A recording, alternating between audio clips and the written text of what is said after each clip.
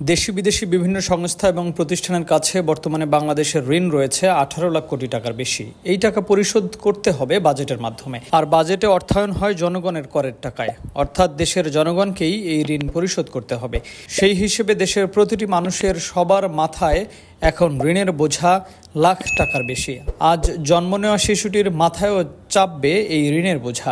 এছাড়া পরিবারের খরচ চালাতে একজন ব্যক্তি গড়ে 17,366 টাকা ঋণ নেন। অর্থ মন্ত্রণালয়ের অর্থ বিভাগ এবং বাংলাদেশ পরিসংখ্যান ব্যুরো সর্বশেষ তথ্য বিশ্লেষণে এমন তথ্য উঠে এসেছে। অর্থ বিভাগের তথ্যানুযায়ী 30 জুন পর্যন্ত স্থানীয় মুদ্রায় দেশের মোট ঋণ দাঁড়িয়েছে 18,35,000 কোটি টাকা। এর মধ্যে অভ্যন্তরীণ উৎস থেকে নেওয়া হয়েছে 10,35,000 কোটি টাকার বেশি এবং বাকি প্রায় 8 লাখ কোটি টাকার বিদেশি ঋণ। বিপুল অঙ্কের এই ঋণের বোঝা বাড়িয়েছে সদ্য বিদায়ী আওয়ামী লীগ সরকার।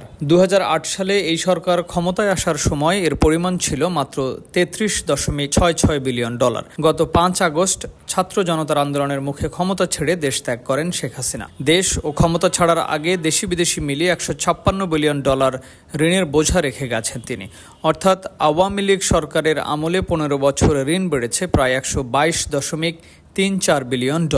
সরকারের নেওয়া এই ঋণ বাড়িয়েছে মাথাপিছু ঋণের বোঝা। সাধারণত বাজেট ঘাটতি মেটাতে সরকার দেশ বিদেশ থেকে যে ঋণ নেয় তা দেশের নাগরিকদের কাছ থেকে করের মাধ্যমে রাজস্ব আদায় করে শোধ করতে হয়। এই ঋণ জনগণকে প্রত্যক্ষভাবে চাপে না ফেললেও পরোক্ষভাবে ফেলে, কারণ ঋণ শোধে সরকার ভ্যাট কর বাড়িয়ে দেয়, এতে পণ্যমূল্য বেড়ে যায়। অর্থাৎ সরকারের নেওয়া ঋণের কারণে প্রত্যেক নাগরিকের মাথায় প্রায় 1,07,000 টাকা ঋণ রয়েছে।